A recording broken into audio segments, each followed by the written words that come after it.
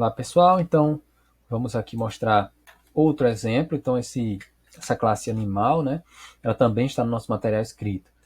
Então aqui a gente já tem outras situações, né? Então o animal ele tem um nome e ele pode percorrer uma determinada distância, que eu chamei aqui dessa propriedade distância total, né, esse atributo distância total. O primeiro é um string, o segundo é um número. A gente também colocou uma distância máxima aqui, que é um atributo somente de leitura, certo? Isso aqui você pode usar quando você quer definir um valor constante no objeto, certo? Um valor que não vai mudar. Então aqui a gente está dizendo que a distância máxima que um animal pode percorrer é até 50 mil metros, né? 50 quilômetros, tá certo? Então, no construtor, a gente vai inicializar com o nome do animal e vai dizer que a distância total é zero, porque, vamos dizer, a gente está criando o animal naquele momento, ele está nascendo naquele momento, né? Então, se ele está nascendo, ele não percorreu distância nenhuma, tá certo? Então, o método mover, né? Está dizendo que se a gente quiser que o animal se locomova a uma determinada distância, então eu posso simplesmente, aqui é uma versão, né? Eu fiz mover em duas versões, tá certo? Essa primeira versão aqui e essa segunda versão, que está um pouco mais robusta. A primeira versão mais simples, eu estou dizendo o seguinte, que a distância total vai ser incrementada com a distância que eu passar aqui, tá certo? Só que o que é que acontece? Eu não estou verificando se a distância total foi atingida, né, nesse primeiro caso. Então ele pode extrapolar a distância total, né? E enfim, vai gerar um valor incorreto aqui no nosso objeto. Certo? No outro exemplo eu mostrei a questão dos sets e gets. Não é obrigado a ter set e gets não, certo? Aquelas propriedades set e get é só para inicialização de propriedades que você queira. Por exemplo, você pode estar um nome. Eu poderia usar também para a distância total, certo? Mas a distância total aqui está me servindo, no caso, né, só para dizer quanto que o animal percorreu. Então eu não preciso necessariamente criar um get e set para isso, né? Eu posso usá-lo como parte de outro método, como o método mover, né? Desculpa. Outro caso aqui, né, uma versão um pouco mais robusta, que tem também no material escrito, explicando, né, é essa daqui, o mover na versão 2. Né? Deixa eu ver se eu oculto isso daqui. Pronto. Então esse método, né, lembrando que o método é alguma coisa semelhante à função, né? Ele recebe um valor, um ou mais, zero ou mais valores, no caso aqui ele recebe 1, que é a distância atual, né, a ser percorrida, e devolve um valor. Então aqui, nesse caso, eu estou, além de atualizar a distância, eu estou devolvendo a distância para quem chamou, né, para que ele pegue o valor atualizado. Tá certo? Então aqui eu estou verificando se a distância que vai ser passada mais a distância que já foi percorrida, se ela é menor do que a distância máxima. Então se for, eu posso atualizar. Se não for, ele não vai atualizar nada, tá certo?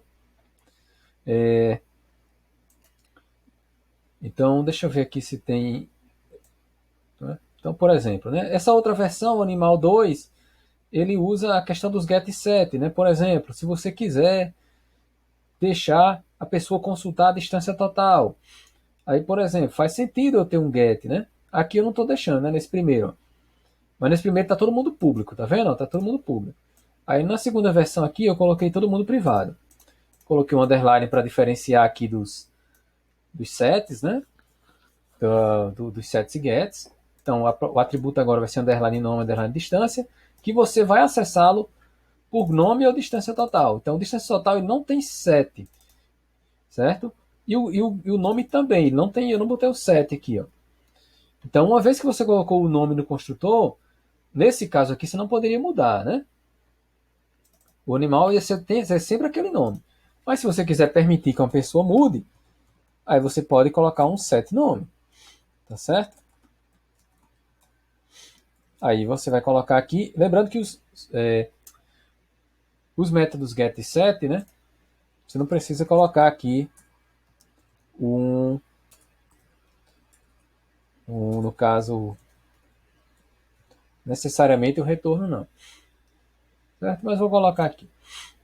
Distância total é um number, né? Na realidade você não coloca o acesso, né?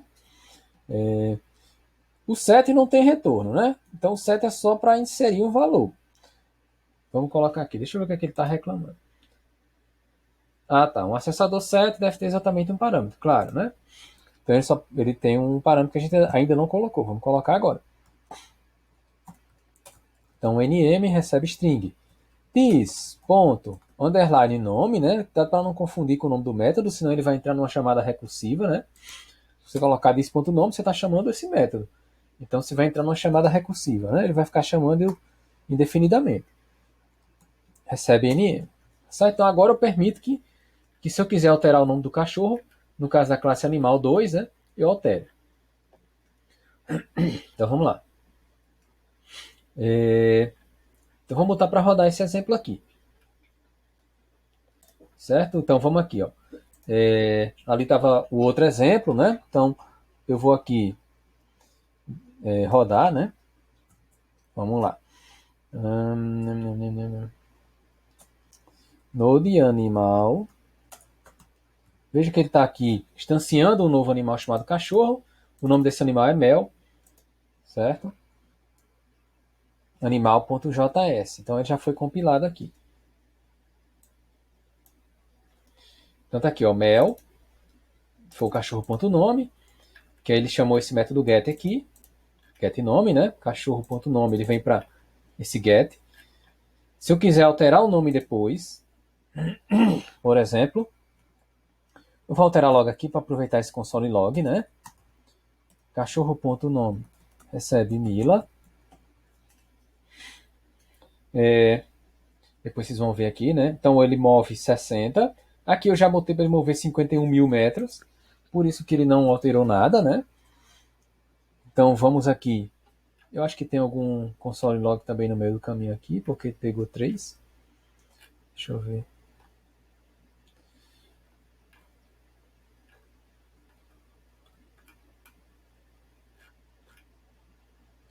Acho que não, né?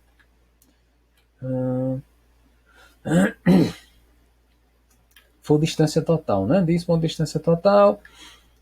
Tá tranquilo aqui, não. Tá. Deixa eu ver aqui. Bom, depois tem que ver aqui onde é que ele está chamando várias vezes esse. No mover, né? Porque o mover ele retorna a distância total. E eu estou dando um console log nisso, né? É isso, tá certo. O mover ele retorna a distância total, né? Então, quando eu mando para ele mover aqui, ó, ele faz, né? E devolve a distância percorrida. Então, eu mudei aqui para 5.100 metros. Vamos lá. Opa, não tinha salvo. Tá uma bolinha aqui, ó. Agora eu salvei. Pronto, agora 5.160, né? Porque 60 que eu tinha feito antes. Se você colocar mais do que 50 mil, você vai ver que não vai dar certo, né? Então aqui deu 3 vezes, porque foram 3 console log que eu botei. Cachorro.mover. No caso, o mover 2 aqui, né? Desse segundo, dessa segunda classe, certo? Vou colocar eles juntos aqui.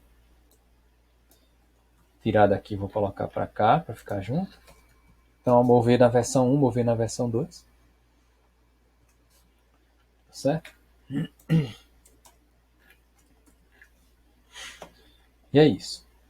Para finalizar aqui, eu vou mostrar para vocês como é que a gente acessa uma classe, né, dentro de outro script. Né? Vamos supor que a gente tivesse um script principal. Vou criar um novo arquivo aqui, index.ts, por exemplo. Né? Seria meu programa principal. Se eu quiser acessar, por exemplo, a classe animal ou animal 2 lá no meu no meu programa principal, vamos lá tentar acessar, né? Então, vou copiar daqui para a gente ir mais rápido. Copiar essas coisas que estão aqui, vou copiar lá. Então, eu vou deixar aqui a classe animal limpa, né? Só com definição das classes. E vou tentar chamá-la aqui, né? No programa principal, index.ts. Então, vamos tentar, né? Node animal.js. Deixa eu dar um clear aqui. Certo? No animal não tem mais nada, né? Então vamos chamar o index, na verdade. Né?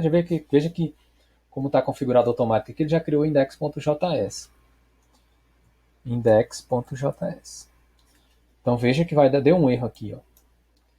ele não está achando a classe animal. Animal 2 não está definido. Então vamos colocar lá na classe animal. Eu vou fazer tanto para a classe animal 1, né?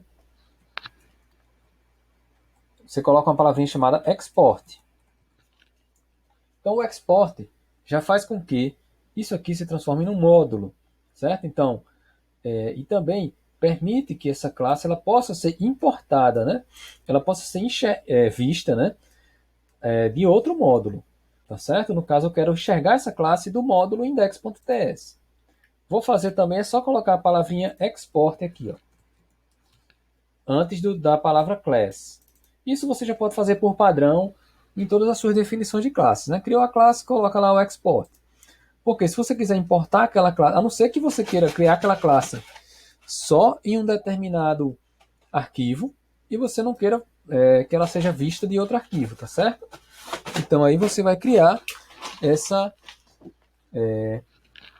você não precisaria necessariamente colocar o export, mas por padrão, quando a gente for fazer nossas classes lá no Angular, a gente vai colocar o export, porque a gente vai fazer a classe em um arquivo e a gente quer enxergar essa classe em um outro arquivo TypeScript, tá certo?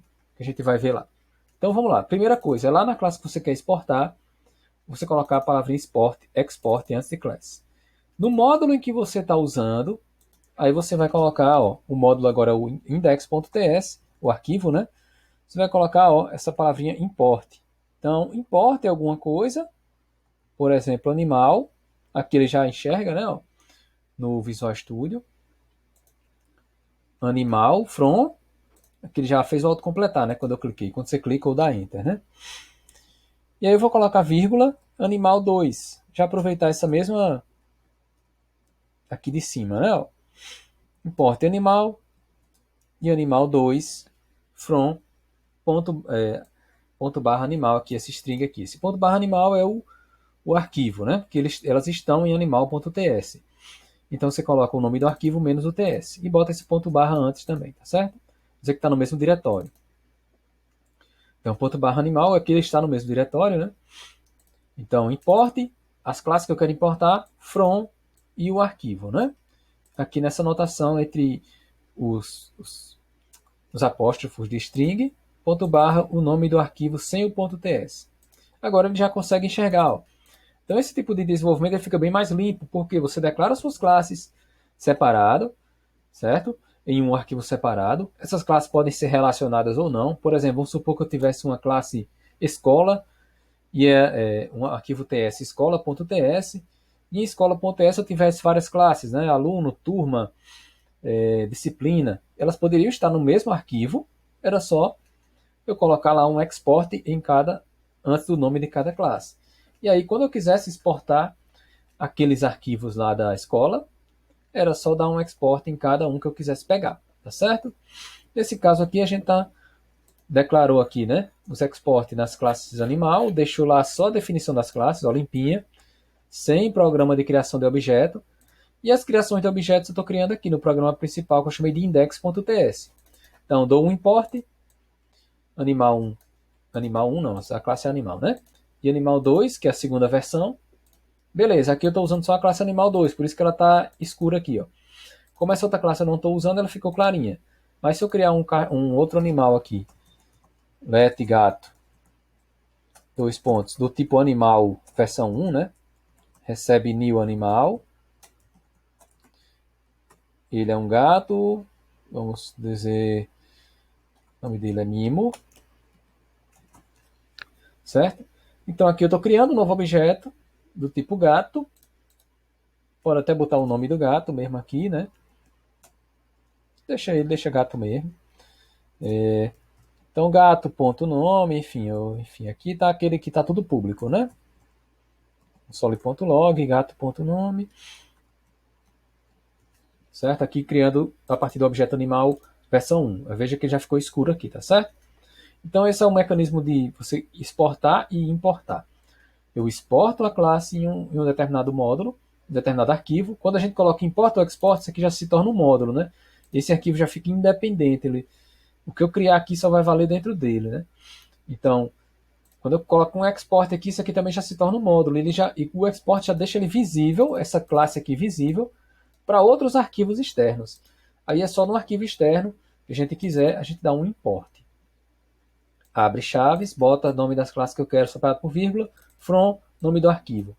Se eu quisesse fazer isso com pessoa também, eu ia dar um export em pessoa aqui, né? Pessoa 2, pessoa 1. Mas eu vou deixar assim. Eu vou deixar com import export só o animal para vocês verem. Tá certo? Mas isso aí vai ser cobrado nos exercícios e lá no ângulo a gente também vai usar export e import para as nossas classes. E também para usar as classes dele, né? Que já vem pré-determinadas no ângulo, tá bom? Então vamos rodar aqui de novo, só para ver se deu certo. Index. Rodei o index. Tá lá, né? Ó, Mila. As chamadas lá do método mover. E distância total. E o nome do gato, que é Mimo.